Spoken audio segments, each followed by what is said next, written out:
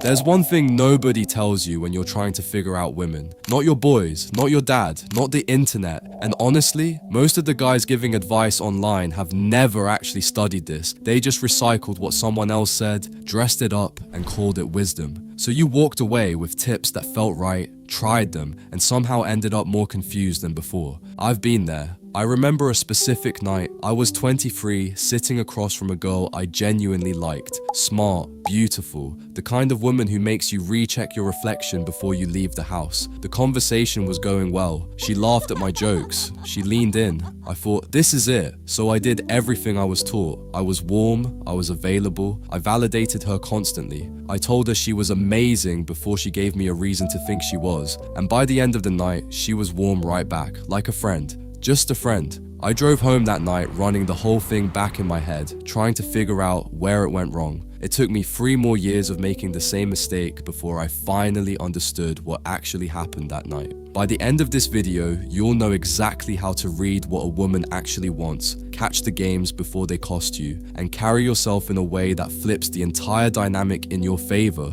for good. And look, if you want a shortcut to everything we're covering today, there's a book linked in the description called The Truth Detector. It breaks down how to know what she really wants, if she's using you, and when she's playing games. A lot of guys have told me it saved them months of confusion. Check the first link if that sounds useful. But stay with me, because what I'm about to show you in this video is the foundation everything else sits on. Now, here's the thing most men completely misunderstand about attraction. They think it's about what you say. They spend time crafting the perfect text, the perfect opener, the perfect response when she pulls away, but that's not where attraction actually lives. Dr. Robert Cialdini, the psychologist behind the book Influence, spent decades studying why people respond the way they do, and one of his core findings was this: people want what feels just out of reach, not unavailable, not cold, just not fully theirs yet. That tension, that slight uncertainty is the engine. The moment you remove it, you remove the pull. So think about the last time a girl seemed really into you. Not the one you were trying hardest with, the other one. The one you were maybe a little distracted, a little busy, a little less available for. She probably texted more, showed up more, tried harder.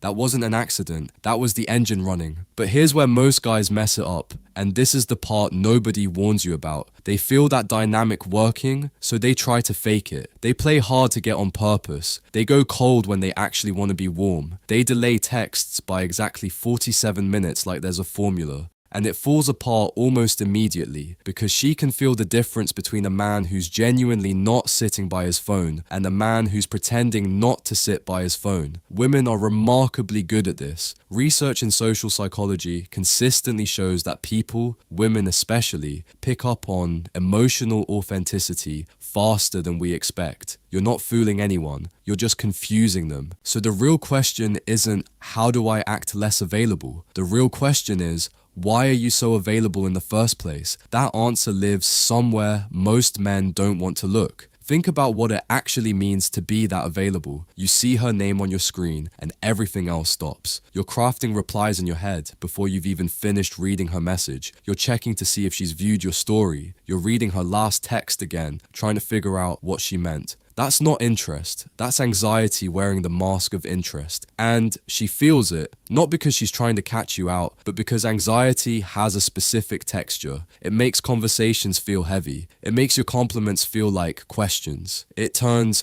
"you look amazing," into, "please like me." And here's the brutal part. You didn't get here because you're weak. You got here because nobody ever taught you what to do with your own attention. You were told that caring was enough, that showing up was enough, that if you just made her feel special, she'd choose you. So you poured everything in. And somewhere along the way, you stopped being a man she was curious about and became a man she already had figured out. There's a term psychologists use called predictability collapse. It's not a clinical term you'll find in a textbook, but the concept is real. When someone becomes completely predictable to us, our brain stops treating them as a priority. We're wired for novelty. We're wired to pay attention to things that surprise us, challenge us, keep us slightly uncertain. The moment you become a guaranteed yes, you get filed away, not rejected, just deprioritized. And that's somehow worse. So, what do you actually do about it? Well, not what you think. And this is the part where most advice goes completely off the rails. Most guys hear, be less predictable, and immediately go cold. They start ignoring messages, they start cancelling plans, they manufacture distance like it's a weapon, and for about 4 days, it works. She texts more, she wonders what's going on, then she realizes there's nothing on the other side of that distance,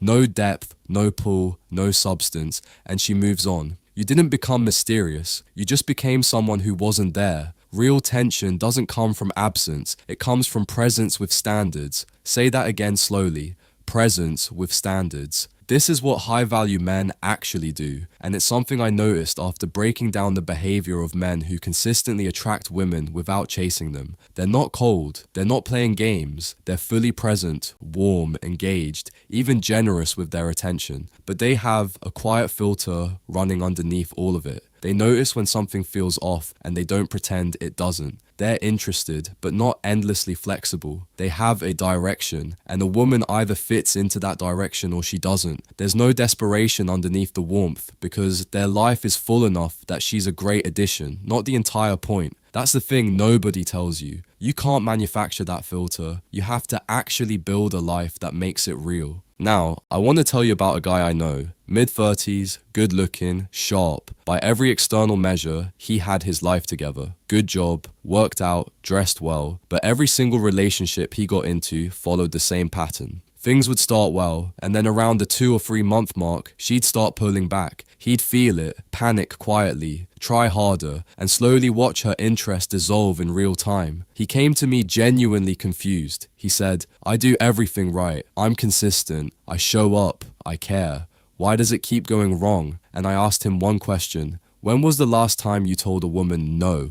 He stared at me. Not because you were playing games, I said. Just because you actually didn't want to do something. He couldn't remember. That's the issue. Not his looks, not his words, not his effort. His entire identity in the relationship had become a response to her. He had no edges, no friction, and without friction, there's nothing to push against. So eventually, she stopped pushing. Here's what I want you to really sit with. The men women find genuinely compelling are not necessarily the most attractive, the richest, or the smoothest talkers. They're the ones who are hardest to fully read. Not because they're hiding something, but because they're actually living something. There's a difference. One is a performance, the other is just a man with a real interior life. And that interior life, that's what the rest of this video is about. Here's something that will probably bother you a little. And good, it should.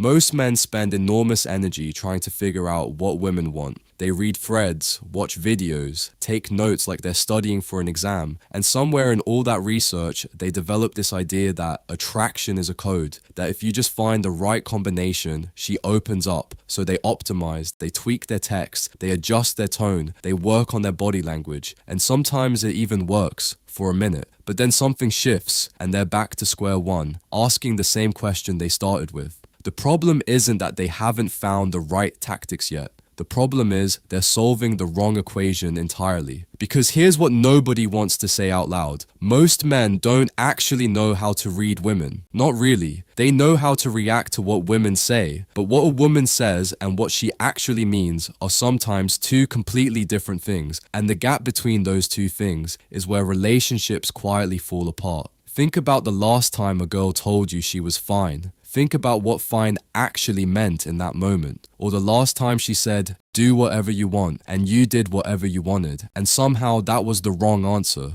Or the time she pulled away, and when you asked what was wrong, she said nothing, and you believed her, so you backed off, and 3 days later found out she'd been waiting for you to push a little harder. This is not manipulation. This is just how emotional communication works for a lot of people. And if you don't have a framework for reading it, if you're just taking words at face value every time, you're going to keep missing what's actually happening underneath the surface. This is exactly the kind of thing I broke down in The Truth Detector. The whole book is built around one problem. How do you know what she actually wants when she's using you and when she's playing games? Not theoretically, practically, with real patterns you can spot in real time. If that's the reason you clicked on this video, the first link in the description will get you there faster than anything else I could say today. But stay with me, because what comes next is the part most guys never even get close to understanding. So, you've got a woman who's giving you mixed signals. Hot one day, cold the next, laughing with you on Tuesday, barely texting back by Thursday, and your brain, being the pattern recognition machine that it is, immediately starts trying to explain it. Maybe she's busy. Maybe she's testing you. Maybe you said something wrong. Maybe she's just like that. You run through every possibility except the one that actually matters. You don't have enough information yet, and your reaction to not having information is the real problem. Here's what happens in that gap of uncertainty. Most men either chase or collapse.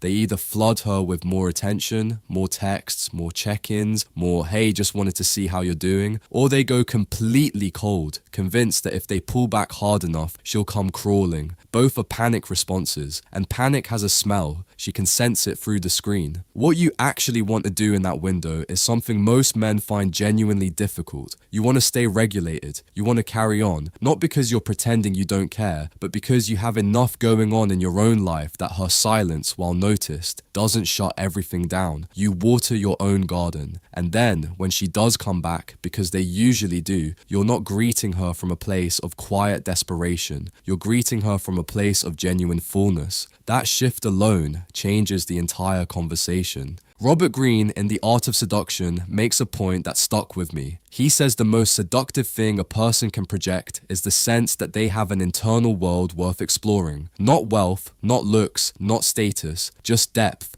The feeling that there's more to discover, and the only way to project that authentically is to actually have it, to be someone who reads, thinks, builds, creates, gets obsessed with things that have nothing to do with her. Not as a tactic, as a life. This is the foundation. Everything else, the communication, the tension, the dynamic, it all sits on top of this. And when this foundation is shaky, you feel it. You become reactive. You make decisions based on her mood instead of your values. You say yes when you mean no. You laugh at things that aren't funny. You slowly hollow yourself out trying to fit into whatever shape you think she wants. And the cruel irony is that the more you do that, the less attractive you become. There's a version of you that doesn't do any of that. A version that walks into a room and doesn't immediately scan it for her approval. A version that texts back when it's convenient, not when anxiety tells him to. A version that can hear "I need space" and genuinely give it, not as a game, but because he has a full enough life that space is easy to give. That version of you isn't some distant fantasy. He's just a version that stopped outsourcing his confidence to her reactions. And building him, that's what we're getting into right now. So let's talk about confidence. Real confidence. Not the kind you perform when you walk into a room with your chest out. Not the kind that needs a compliment to survive the afternoon. The kind that stays level when she doesn't text back. The kind that lets you disagree with her without your heart rate spiking. The kind that makes her feel, somewhere underneath everything, that you are not a man who can be easily rattled. Most guys think confidence is something you either have or you don't, like it's a personality trait you were born with or missed out on, so they fake it and call it done. But that's not what this is. Real confidence isn't a feeling, it's a track record you build with yourself. Every time you do what you said you'd do, wake up when you said you would, go to the gym when you didn't feel like it, hold a boundary when it would have been easier to fold, you make a small deposit, and those deposits stack. Slowly, quietly, you become someone you can trust. And when you trust yourself, you stop needing her to confirm you're worth something. That's the whole game. Because here's the truth about what women actually respond to, and I mean respond to at the gut level, not the polite surface level. They respond to a man who seems like he's going somewhere. Not necessarily somewhere glamorous, just somewhere. A man with the direction he's moving in, things he cares about, a sense that his time has weight. That's attractive in a way that no text strategy can replicate. You can't fake trajectory. She'll feel it or she won't. Think about every man you've ever known who seemed to naturally attract women without trying hard. Was it his jawline? Maybe. But more likely, it was the way he talked about what he was building, the way he pushed back when he disagreed, the way he laughed easily but wasn't performing for the room, the way he made you feel like his attention meant something because he didn't throw it at everyone. That's not magic. That's just a man who sorted himself out and let everything else follow.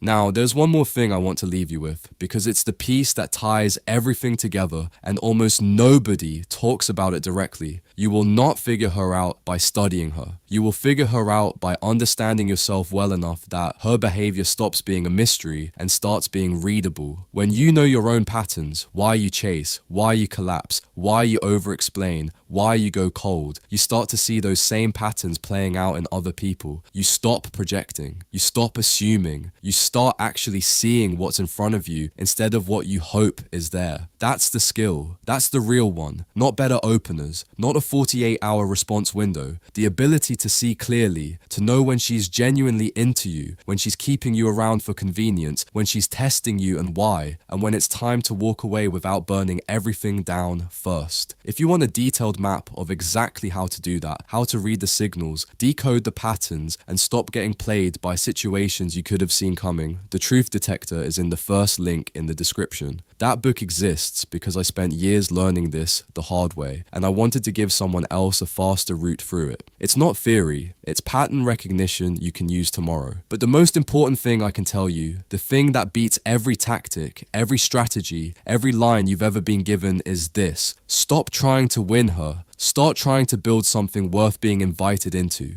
A woman who's right for you will find that compelling. A woman who isn't will show you that quickly. And either way, you'll know exactly where you stand, which is the only place a real man can work from anyway. You don't get the right woman by chasing harder. You get her by becoming someone she'd be genuinely lucky to catch up with.